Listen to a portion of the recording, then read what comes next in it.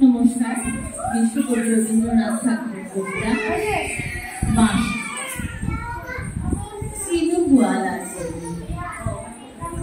দোতলা বাড়ি, লোহার করাতে দেওয়া একতলা পথের ধারে লোনা ধরা দেওয়ালেতে মাঝে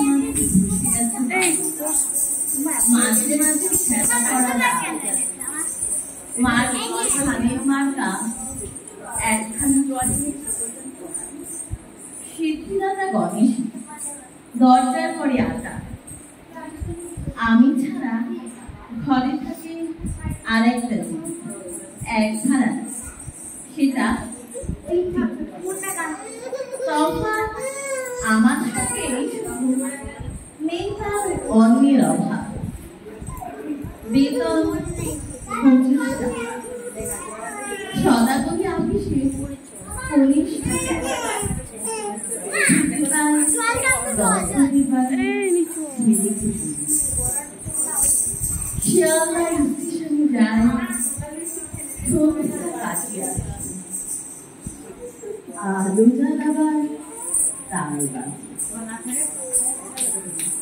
ইঞ্জিনের খস খস, বাঁশির আওয়াজ, যাত্রীর ব্যস্ততা, কুলি হাঁকাহাঁকি, 10:30 বেজে যায়। তারপরে ঘরে বসে নিরালা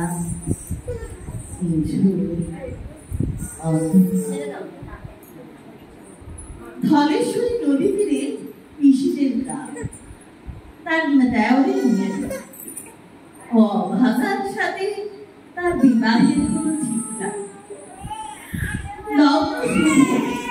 নিশ্চিত প্রমাণ পাওয়া যায়।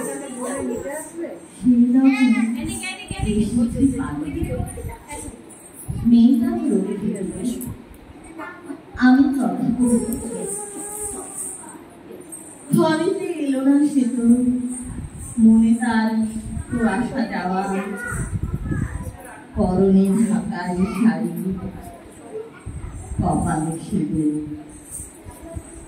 বর্ষা ঘনঘোর, ট্রামের খরচা বাড়ে, মাঝে মাঝে মাইনেও কাটা যায়। গলিটার কোণে কোণে জমে ওঠে, পচে ওঠে আমের খোসা ও মাটি, কাঁঠালের খুঁটি, মাছের কাঁটা, মরা বেড়ালের ছানা, ছাই পাশ, আরো কত কি যে।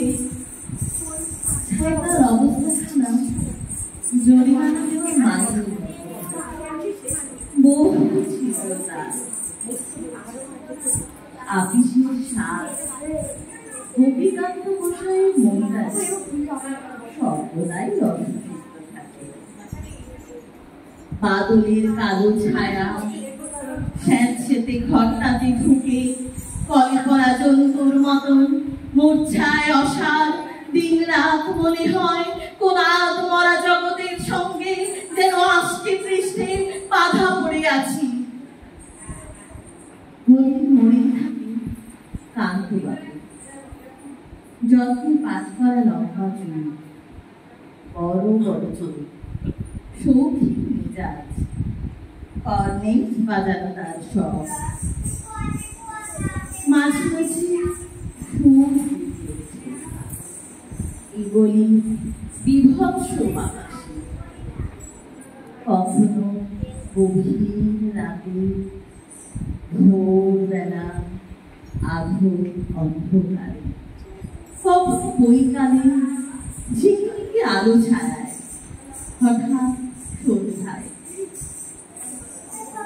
সিন্ধু বারোয়ায় লাগে তান, সমস্ত আকাশে বাজে অনাদিকালের বিরহ বেদনা।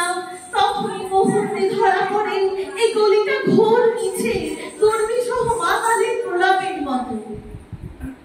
হঠাৎ খবর পাই মনে, আকবর বাদশার সঙ্গে হরিপদ কেরানির কোনো ভেদ নেই। বাঁশির করুণ রাগকে ছেঁড়া ছাতা রাজছত্র মিলে চলে গেছে এক বৈকুণ্ঠের দিকে। এই গান যেখানে সত্য অনন্ত গভীর রত্নে, সেইখানে বধূ চলে হরস্বরী।